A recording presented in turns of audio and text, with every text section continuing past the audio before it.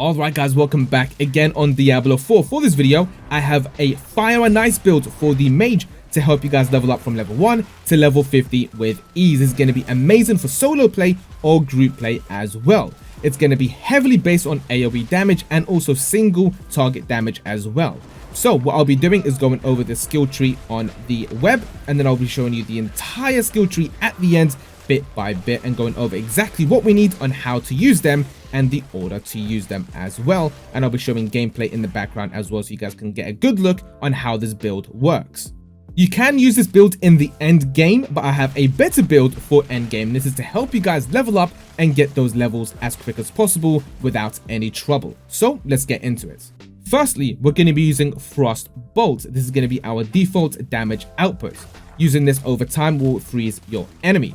Following this up with Enhanced Frostbolt and also Glinting Frostbolt. Now, Enhanced Frostbolt, the description is Frostbolt has a 15% chance to explode on chilled enemies, hitting surrounding enemies.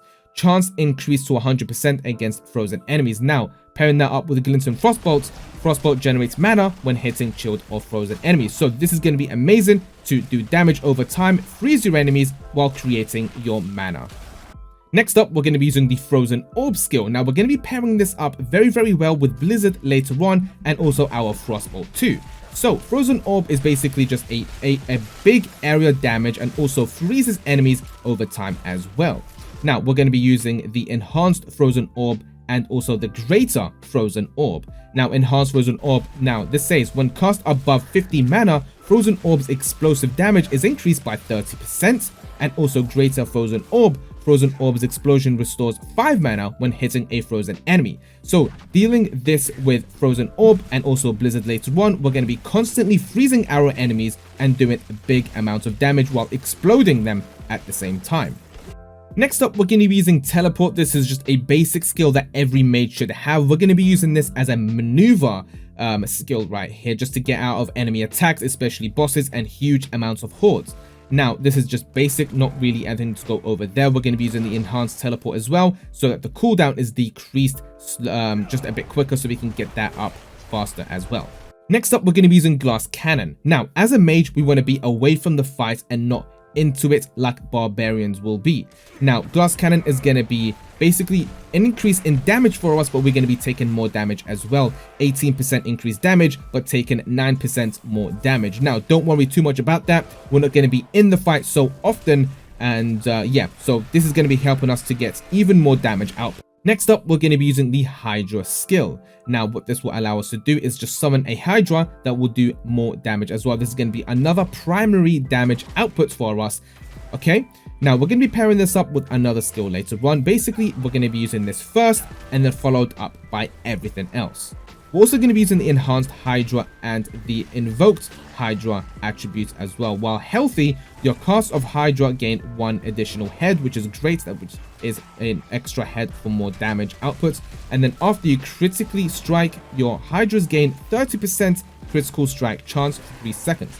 This is going to be amazing damage outputs for us. Now, one of the main skills we're going to be using here is Blizzard. This is going to be a game changer for this build. Summon a Frigid Blizzard that deals 156% damage and continually chills enemies for 18% over 8 seconds. Now, this is going to constantly freeze our enemies. Alright, then the Enhanced Blizzard attribute here. Blizzard deals 25% increased damage to frozen enemies.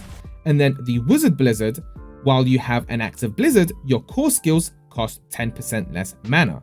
Now we're going to be spamming Blizzard on our enemies. Next up, these are just skills to give us more damage. Now, Permafrost, Frost skills deal to 15% increased damage to elites. Icy Touch deal 12% increased cold damage to vulnerable enemies. Frigid Breeze, Lucky Hit, cold damage against vulnerable enemies has up to 20% chance to generate 15 mana. And then Hoarfrost, you deal 9% increased damage to chilled enemies and 18% increased damage to frozen enemies.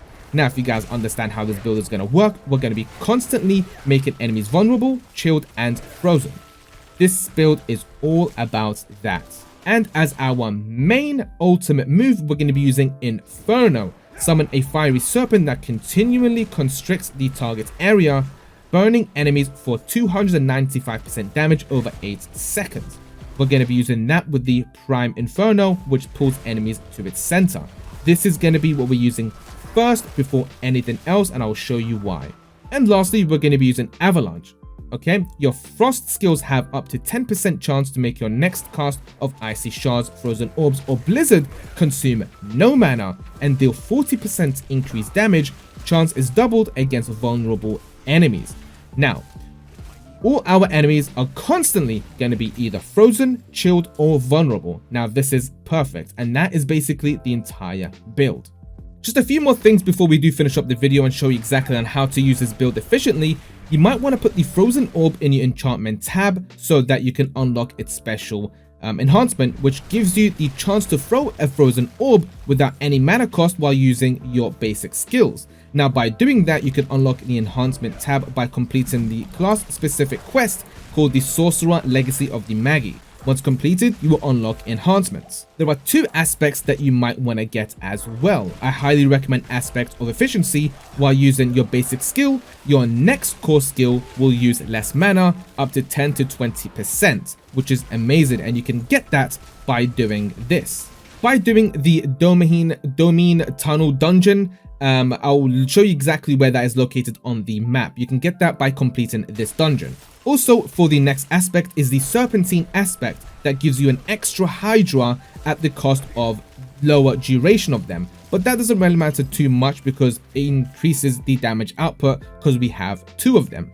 And you can get this Serpentine aspect. It actually drops with a legendary item, so you might have to look out for your legendary items and see if you do have that Serpentine aspect on it, and then you can go ahead and use it from there. And I do highly recommend using gear with high intelligence, but we don't need to worry about that too much as we are still leveling up and we are going to be switching gear. But for endgame, look out for high intelligence gear. The order that I have been using this build, and it's actually been working pretty well for me. So first off, I put down my Hydra.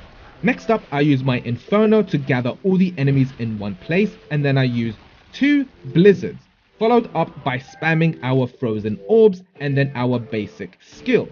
Doing that over and over again will cause our enemies to be chilled, be frozen, be vulnerable, and to explode. And we can chain that over and over again and spamming them over and over again. Doing that on a group of enemies, on a single target, no matter what it is, you can absolutely destroy everything. And that is pretty much it for this video. Hopefully this helped. And if you guys have any changes that you recommend, please let me know down in the comments, and I'll see you all very soon on the next video. Thank you for watching.